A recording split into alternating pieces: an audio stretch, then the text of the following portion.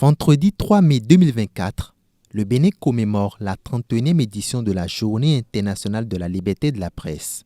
La presse au service de la planète, le journalisme face à la crise environnementale. C'est autour de ce thème que l'ODEM, l'Observatoire de la déontologie et de l'éthique dans les médias, l'UPMB, l'Union des professionnels des médias du Bénin et la direction de la Maison des médias Thomas Meillansan ont réuni les professionnels des médias autour d'une conférence débat. Le président du CNPA, le Conseil national du patronat de la presse au Bénin, représenté, invite les journalistes à se mettre résolument au service de la planète par des actions nobles. Le Conseil national du patronat de la presse de l'audiovisuel du Bénin s'associe à cette célébration pour encourager les professionnels des médias béninois et les promoteurs d'entreprises de presse à s'inscrire résolument dans la dynamique de cette thématique qui interpelle notre quotidien et nous tient en alerte. À l'heure des grandes crises environnementales, le monde a besoin de médias forts, capables de révéler les histoires les plus épiques de notre planète afin d'aider à la décision.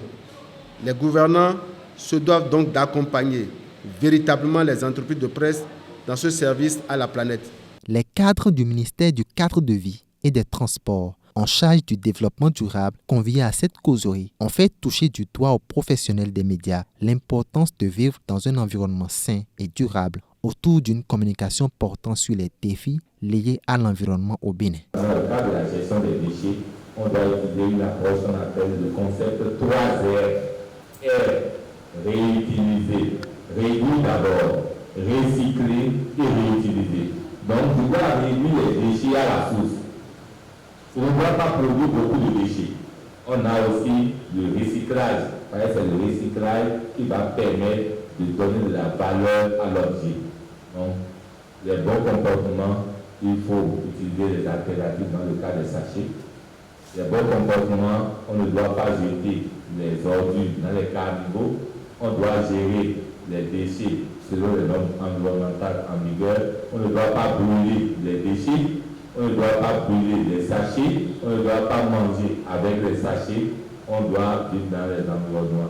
Riche en idées, cette communication a permis aux journalistes de mieux s'enquérir sur les opportunités que leur offre le ministère du cadre de vie afin de se faire former pour être des journalistes spécialistes en environnement. En apothéose, un outil de collecte d'informations sur la liberté de la presse auprès de diverses cibles afin d'apprécier objectivement l'état actuel de la liberté de la presse au Bénin a été présenté au public. Cet outil que l'Observatoire a décidé de lancer aujourd'hui, vous aurez le lien dans vos WhatsApp, dans les groupes.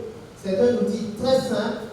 Il nous plaît aujourd'hui d'interroger toutes les catégories socio-professionnelles de notre société pour voir quel est nous-mêmes notre regard sur l'état actuel de la liberté de presse. Est-ce que le journaliste béninois est libre? Qu'est-ce que nous faisons? Comment est-ce que nous pouvons améliorer cette liberté? Justement pour être capable de raconter toutes les histoires éthiques qui bouleversent notre quotidien aujourd'hui à cause du changement climatique, pour être à même d'investiguer partout où ce sera nécessaire.